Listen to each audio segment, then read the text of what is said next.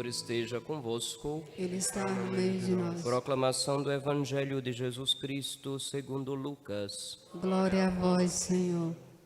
Naquele tempo, os fariseus e os mestres da lei disseram a Jesus: os discípulos de João e também os discípulos dos fariseus jejuam com frequência e fazem orações, mas os teus discípulos comem e bebem.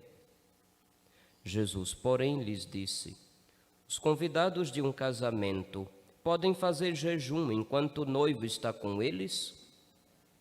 Dias virão em que o noivo será tirado do meio deles. Então, naqueles dias, eles jejuarão. Jesus contou-lhes ainda uma parábola. Ninguém tira retalho de roupa nova para fazer remendo em roupa velha, senão vai rasgar a roupa nova, e o retalho novo não combinará com a roupa velha.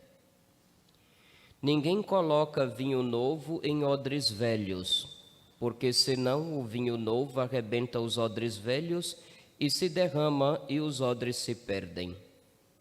Vinho novo deve ser colocado em odres novos. E ninguém, depois de beber vinho velho, deseja vinho novo, porque diz: o velho é melhor. Palavra da salvação.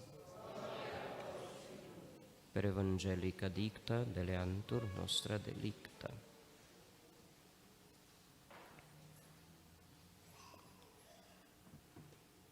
Filhos, o Evangelho de São Lucas que lemos hoje nos convida a viver o relacionamento com Deus com uma mentalidade nova. Infelizmente, é notável que o nosso povo que se diz católico, muitas vezes de católico só tem o sacramento do batismo e acha que andar com objetos religiosos pendurados no pescoço, na orelha, no pulso ou no tornozelo seria também praticar a fé católica. Eu não carrego nada disso. Eu não preciso dessas coisas penduradas em mim para ser católico. Muitos às vezes querem viver a fé, mas de um modo todo seu, diria até de um modo pagão, onde só se reza quando se tem problema, onde raramente as pessoas vêm rezar simplesmente pela alegria de estar na presença de Deus que o ama. Nem todos entendem isso. Onde acha que rezar é encher-se de barulhos ao redor e dentro. E não é necessário fazer barulho. Sem contar ainda dos relacionamentos humanos. Muitos têm os seus vícios e procuram a palavra de Deus para justificá-los.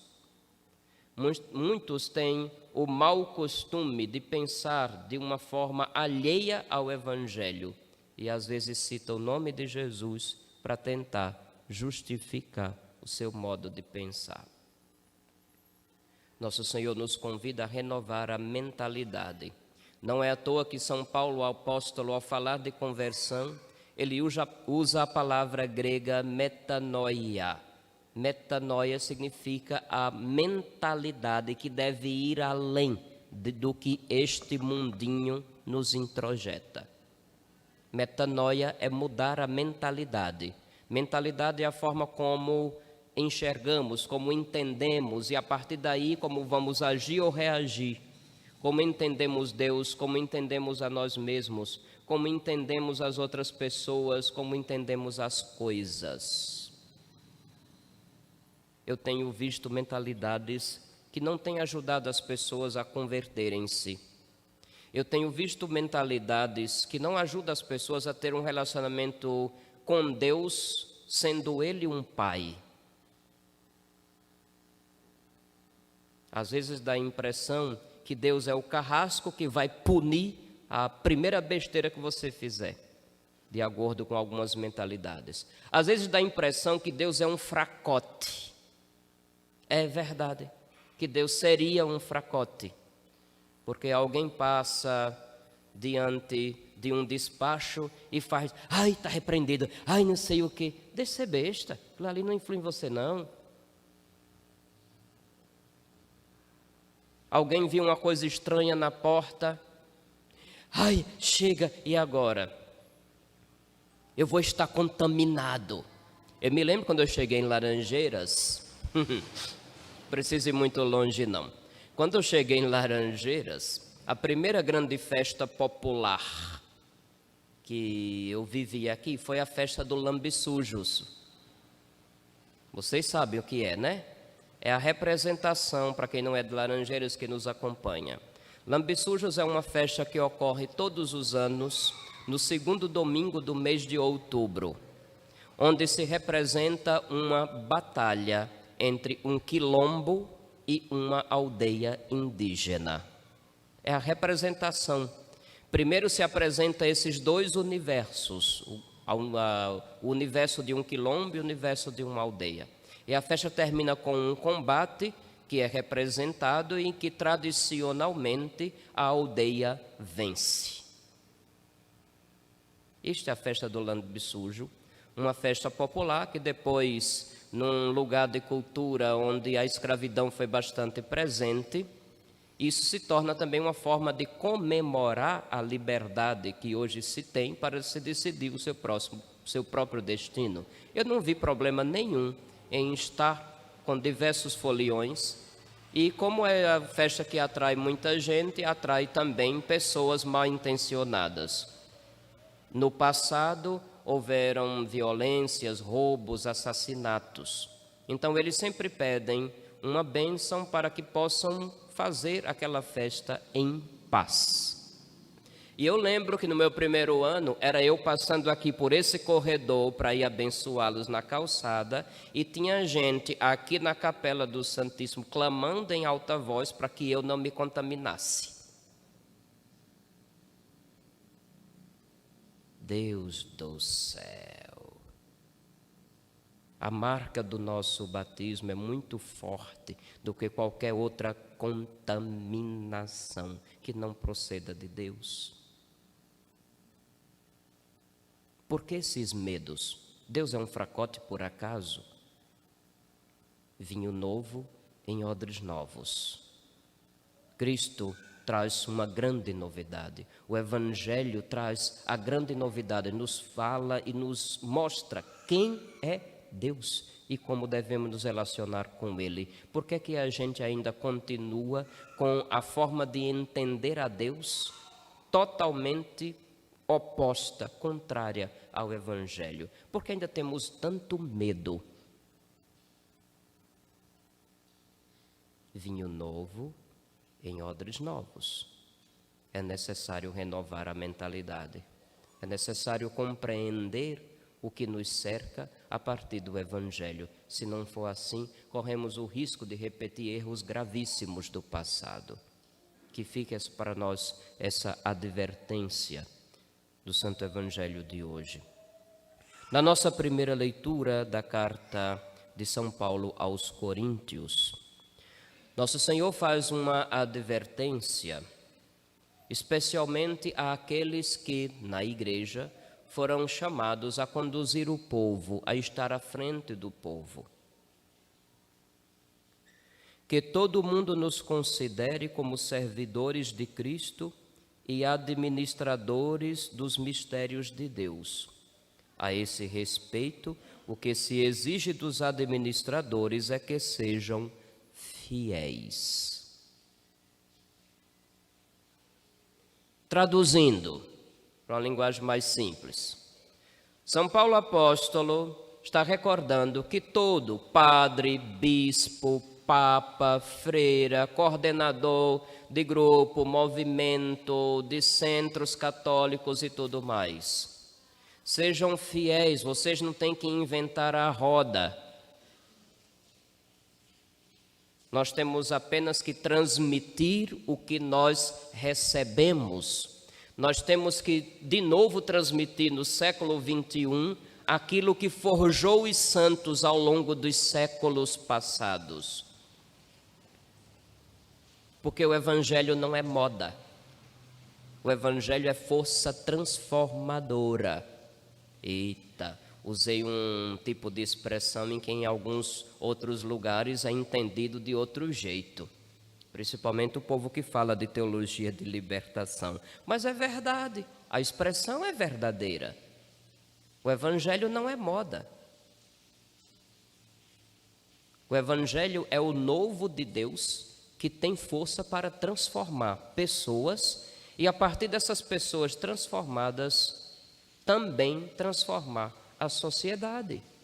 Agora, se a gente, para querer dar uma de legalzinho, começa a concordar com tudo o que é anti-evangelho, aí lascou-se. Tem muita gente que, para dar uma de legalzinho, prefere imitar o mundo. Quando se trata de um pecado, por exemplo, vão dizer, não, isso não é tão assim como você está pensando. Pecado é pecado. Roubar será sempre pecado, a gente não pode amenizar. Ah, fulano rouba, mas faz. Já ouviram isso? Só nos contos de Robin Hood, né? Ele tira dos ricos para dar aos pobres. Você acredita em Papai Noel, né? Coelhinho da Páscoa também?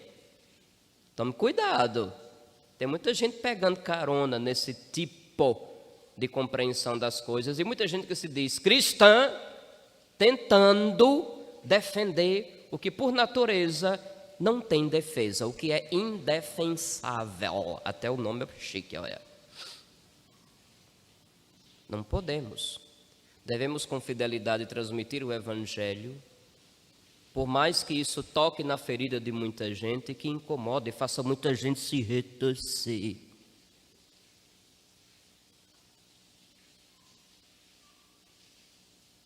Tem tanta coisa que nessas horas dá vontade de dizer, mas como eu estou proibido pelo meu superior de tocar nesses assuntos, eu tenho que me policiar, que já me fizeram advertência de novo um dia desse. Você está perigoso, você está tratando de assunto perigoso, pode não. A gente tem que deixar o povo na ignorância, né? Então que vocês pelo menos saibam disso. Mude sua vida. Eu não posso mudar o Evangelho. Mude de partido, porque eu não posso mudar o Evangelho. E antes que você diga que eu estou falando a favor de um e contra outro, hoje em dia com a internet não é difícil não. Vá lá no site do partido, veja o que o partido defende. E tem coisas que partidos defendem que são anticristãs, anti-humanidade. E o católico não pode votar em gente assim, está pecando.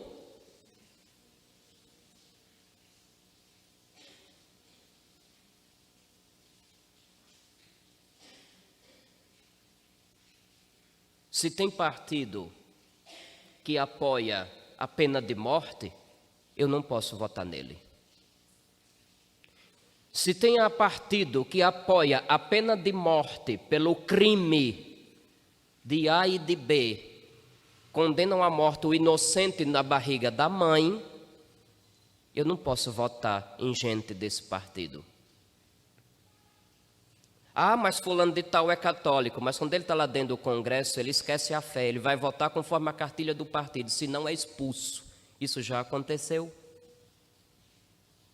Tome cuidado, eu tenho que tocar nesses assuntos, porque esse ano é crucial, é ano de eleição. Embora tenha um dito cujo que gosta de tomar uma 51, que fica dizendo que não precisa de padre nem de pastor, que vai direto com Deus a hora que ele quiser, o tanto que ele quiser, fica minimizando. E tem gente dizendo que lugar de padre é na sacristia. Seria interessante esse senhor que gosta de tomar uma 51 e dar uma de político, lembrar que ele só fez carreira política porque teve padre e bispo que abriu a porta para ele. Ele tem memória curta? Se ele tem, eu não tenho não. Teve padre e bispo no passado que abriu a porta para esse infeliz. E hoje ele, quer dizer, hoje não, desde quando chegou ao poder que ele cospe no prato que comeu. Procure conhecer a história, isso vai ajudar muito vocês a discernirem. Nós temos que ser fiéis administradores do que nós recebemos. Eu devo transmitir o que eu mesmo recebi. O Evangelho não me pertence e eu não posso torná-lo refém de nenhuma ideologia de qualquer natureza.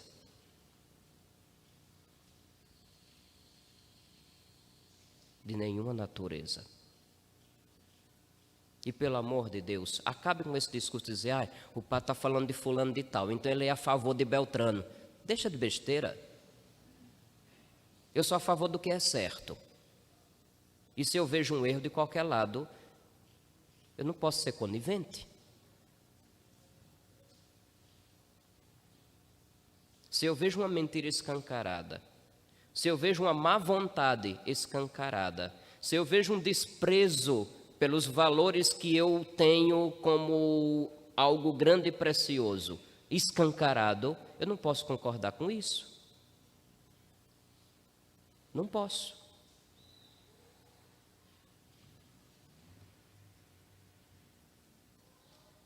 Vinho novo em odres novos. Peçamos a conversão da mentalidade. E toquei no assunto, por exemplo, de morte, porque este mês o Santo Padre, o Papa Francisco, na intenção de oração para o mês de setembro, pede que os católicos rezem durante este mês para que a pena de morte seja abolida em todas as nações.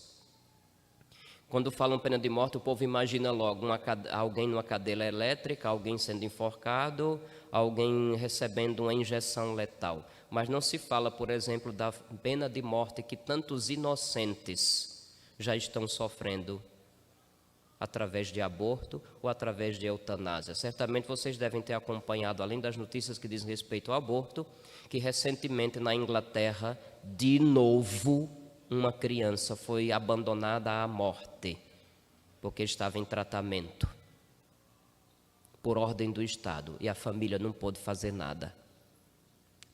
Tem gente e partido no Brasil, candidatos a altos cargos que defendem esse tipo de coisa. Sem contar da morte também das consciências. Tem muitos países onde a liberdade de consciência não existe. Ou você pensa igual o partido que governa, ou então você é eliminado. Procure saber como é a China. Procure saber como é a Coreia do Norte. Procure saber como é Nicarágua. Procurem saber como é Cuba. Procurem saber como está sendo Venezuela. Procurem saber como está sendo atualmente a Argentina.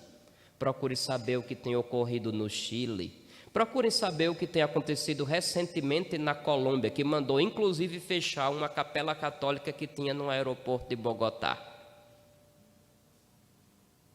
Tem político, candidato a altos cargos no nosso país, que defendem esse tipo de governo.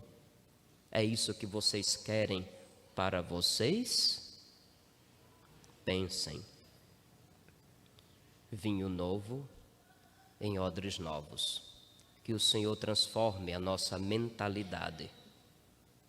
Que o Senhor nos faça enxergar o mundo a partir dele. E tendo ele como critério, a gente saiba escolher. Que Deus tenha pena de todos nós. Louvado seja nosso Senhor Jesus Cristo. Para sempre seja louvado.